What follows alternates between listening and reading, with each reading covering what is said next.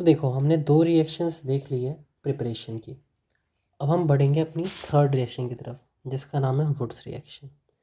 अब देखो हम आज ऑर्गेनिक का नया चीज़ देखेंगे। अब देखो कुछ कुछ साइंटिस्ट ने जो रिएक्शंस अपने नाम पे रखी हैं उनमें से आप पहली रिएक्शन पढ़ रहे हो जो कि क्या है, वुड्स रिएक्शन। तो ये जो इनको हम क्या बोलते हैं, नेम रिएक्शन। अब ये नेम रिएक्शन काफ़ी ज़्यादा इम्पॉर्टेंट है क्योंकि अब पेपर सब्जेक्टिव होगा और वो एक क्वेश्चन देते हैं right a short note on. तो जो शॉर्ट नोट आता है मोस्ट ऑफ द टाइम आपका नेम रिएक्शन पे आता है। भले ही बहुत इजी होती है फिर भी वो नेम रिएक्शंस हमारी इम्पोर्टेंस रखती हैं। तो इस नेम रिएक्शन का नाम है वुड्स रिएक्शन।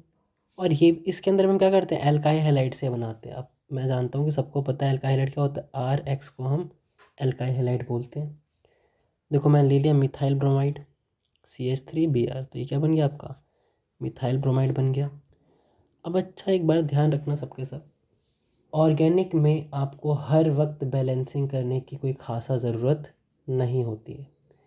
हम जब भी कोई रिएक्शन लेते हैं तो हम एक मॉलिक्यूल थोड़ी लेते हैं, हम लाखों मॉलिक्यूल लेते हैं और लाखों मॉलिक्यूल बनते हैं। तो ऑर्गेनिक में कोई ऐसा रूल नहीं है कि आपको बैलेंसिंग करनी है। जैसे इनऑर्गेनिक होता है भाई पूरी बैलेंस रिएक्शन होनी चाहिए, वैसा कोई रूल ऑर्गेनिक में नहीं होता है। तो हमने यहाँ पे क्या ले लिया, दो मॉलिक्यूल ले लिए मिथाइल ब्रोमाइड के। अब दो नहीं लिए होंगे, हमने लाखों लिए होंगे, उनमें से मैं दो को पिक कर रहा हूँ। ठीक है, तो ऐसे मैंने एक को सीधा लिख दिया और एक को उल्टा करके लिख दिया। आप देख सकते हो है तो दोनों मिथाइल ब्रोमाइड ही, बीच में मैंने बैठा दिया सोडियम Na। ठीक है, सबको पता होगा Na मतलब सोडियम होता है। और इसकी रिएक्शन मैंने ड्राई ईथर के प्रेजेंस में कराई। तो एक क्वेश्चन वो पूछेंगे आपसे कि भाई जो रिएक्शन है उसके अंदर ड्राई ईथर का यूज़ हुआ, तो उसका आंसर है ड्राई ईथर क्या करता है, मॉइस्चर फ्री कंडीशन बना के रखता है। तुमने बोला मॉइस्चर फ्री से हमारा क्या लेन देना। मैं कहा देखो भाई ये जो सोडियम होता है ना, this is a very reactive element और ये क्या कर सकता है आपका मॉइस्चर से रिएक्शन कर सकता है। तो मॉइस्चर भी हिंड्रेंस ना पैदा करे आपके रिएक्शन में, उसके लिए आप किसका यूज़ करते हो, ड्राई ईथर का यूज़ करते हो। अब देखो रिएक्शन में हुआ क्या, इस सोडियम ने बोला कि देखो भाई Br, तुमने कार्बन के साथ बॉन्डिंग कर रखा है, तुम्हारा बॉन्ड क्या है वीकर। उन्होंने बोला कैसे, उन्होंने देखो मैं मेटल हूँ और तुम एक नॉन मेटल हो, अगर तुम मेरे साथ बॉन्डिंग कर लेते हो तो हम क्या बना देंगे, आयनिक बॉन्डिंग बना देंगे, क्योंकि मेटल और नॉन मेटल के बीच में कौन सी बॉन्डिंग होती है, आयनिक बनती है। तो Br बोलेंगे ठीक है। तो दो सोडियम आए, अब ऑब्वियस सी बात है रिएक्शन में लाखों सोडियम नहीं, उनमें से हम दो को ही पिक कर रहे हैं रिएक्शन को समझाने के लिए। तो जो दो सोडियम है उन्होंने क्या करा, यहाँ से एक Br को एक सोडियम ने ले लिया, इधर से एक Br को एक सोडियम ने ले लिया और क्या बना दिया 2NaBr बना दिया। आप देख सकते हो यहाँ पर 2NaBr आपका बन गया। अब हुआ क्या इसके बाद ये कार्बन कहता है कि भाई मेरा एक बॉन्ड ख़त्म हो गया, ये कार्बन बोलता मेरा भी ख़त्म हो गया। तो दोनों ने आपस में बोला चलो ठीक है, हम दोनों अब क्या कर लेते हैं, एक बॉन्ड बना लेते हैं और अपने आप को कंप्लीट कर लेते हैं। क्यों बनाना पड़ा, क्योंकि carbon has to form 4 bond, तीन तो हाइड्रोजन से थे, चौथा इन्होंने आपस में बना लिया। तो क्या बन गया CH3 और CH3 को हम क्या बोलते हैं, आपका इथेन बोलते हैं। तो फाइनली आप देख सकते हो क्या बना आपका, लास्ट में एक एल्केन ही बना। तो हम वही तो पढ़ रहे हैं, प्रिपरेशन ऑफ एल्केन वही तो बन रहा है हमारा। अब आप एक चीज़ ध्यान रखो कि वुड्स रिएक्शन की खासियत क्या है। आप अगर देखोगे आपने रिएक्टेंट साइड में जो रिएक्टेंट लिया है आपका क्या है, मिथाइल ब्रोमाइड। अब ये मत बोलना भैया दो दो ही हैं, मैंने कहा कि लाखों लिए होंगे भाई, और ये भी लाखों बने होंगे। उनमें से आपको जो मेन प्रोडक्ट दिख रहा है वो क्या दिख रहा है, मिथाइल ब्रोमाइड दिख रहा है।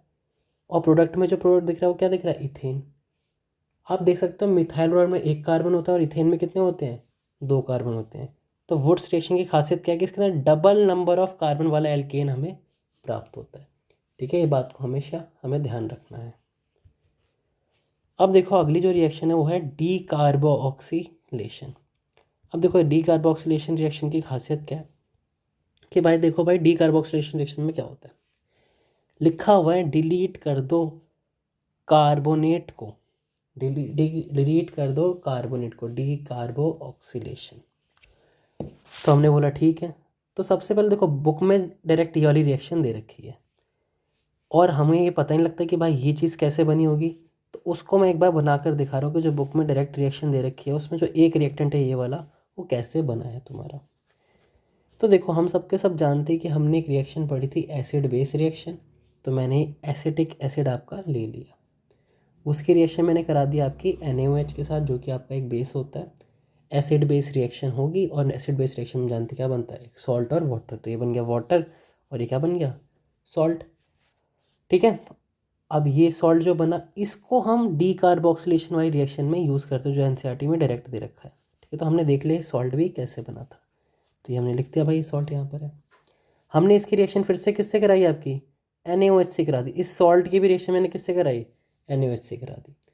अच्छा, एक चीज़ रह गई है, यहाँ पर लिख लेना आप CaO, कैटलिस्ट इसका होता है कैल्शियम ऑक्साइड। ठीक है, लिख लेना वहाँ पर, एरो के ऊपर क्या होगा, CaO होगा।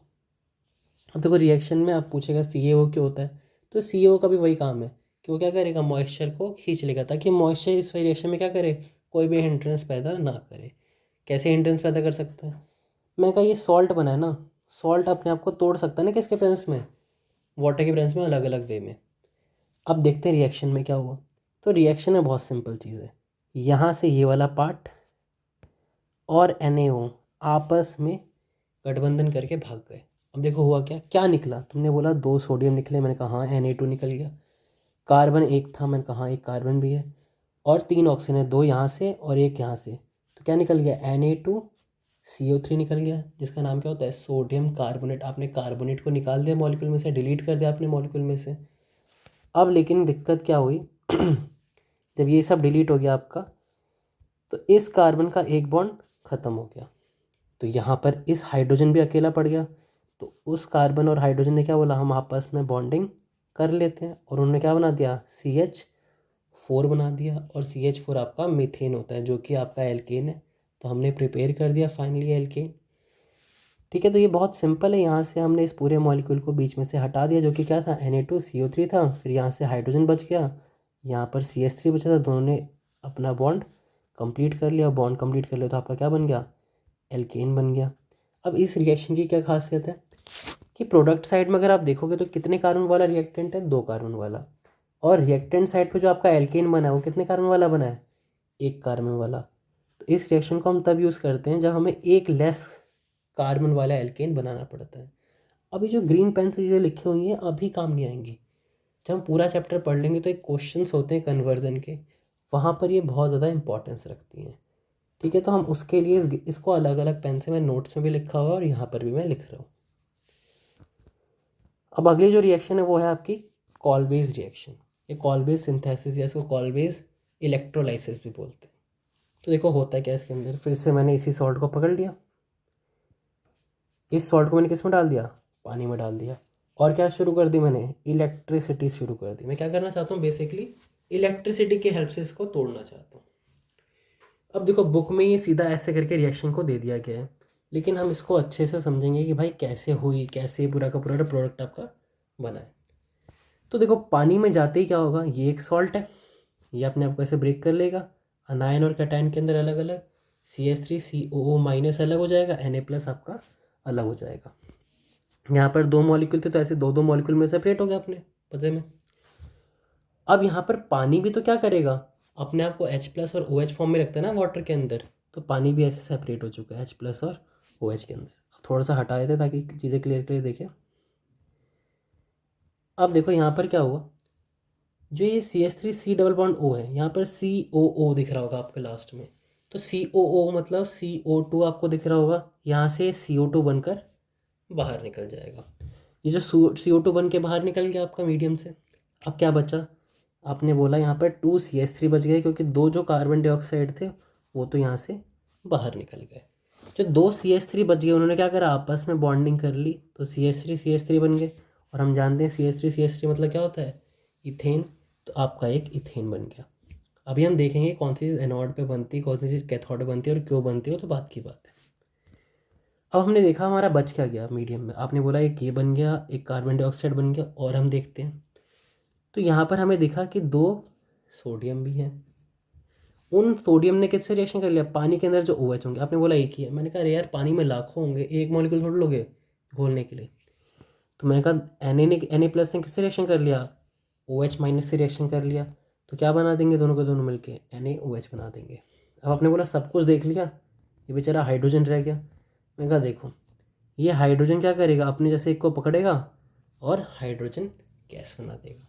तो हमने देख लिया जितनी भी चीज़ें टूटी थी उनसे कुछ ना कुछ बन गया। क्या क्या बना? एक तो हमारा इथेन बना, कार्बन डाइऑक्साइड गैस बनी, NaOH बना और H2 बना। ये 4 चीज़ें बनी। अब मेन बात वो पूछेगा कि भाई कौन सी चीज़ एनोड पे बनी, कौन सी चीज़ कैथोड पे बनी। अब मैं ऐसा मान के चल रहा हूँ कि आपको पता है इलेक्ट्रोलाइटिक सेल में क्या होता है, एनोड आपका पॉजिटिव टर्मिनल होता है और कैथोड आपका नेगेटिव टर्मिनल होता है।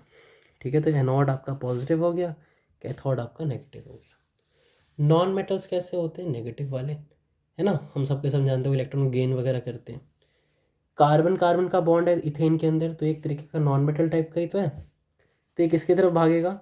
ये नेगेटिव है तो ये पॉजिटिव की तरफ भागेगा। तो आपका इथेन कहाँ बनेगा? एनोड पे, क्योंकि वो खुद नेगेटिव है। तो कहाँ पे बनेगा, कहाँ पे अट्रैक्शन फील करेगा? आपका एनोड पे फील करेगा। Anode is the positive terminal. अगली बात कार्बन डाइऑक्साइड की। कार्बन डाइऑक्साइड से नॉन मेटल से मिलकर बना हुआ है, तो ये भी कहाँ भागेगा भाई? इस पे नेगेटिव है तो ये भी आपका एनोड की तरफ भागेगा। तो कहाँ बनेगा कार्बन डाइऑक्साइड? आपका एनोड बनेगा। फिर एनोड से बन के भले ही बाहर निकल जाएगा सराउंडिंग, लेकिन बनेगा तो एनोड पे ना। अगली बात, हाइड्रोजन गैस जो आपकी थी, हम सबके सब जानते हैं जब भी हाइड्रोजन किसी भी नॉन मेटल के सामने आता है तो मेटल जैसा बिहेव करता है। और मेटल पे कैसा चार्ज होता है आपका? मेटल पे आपका चार्ज होता है पॉजिटिव। तो पॉजिटिव वाला कहाँ भाग के जाएगा? नेगेटिव टर्मिनल पे। तो आपका कैथोड पे कौन सी गैस बनेगी?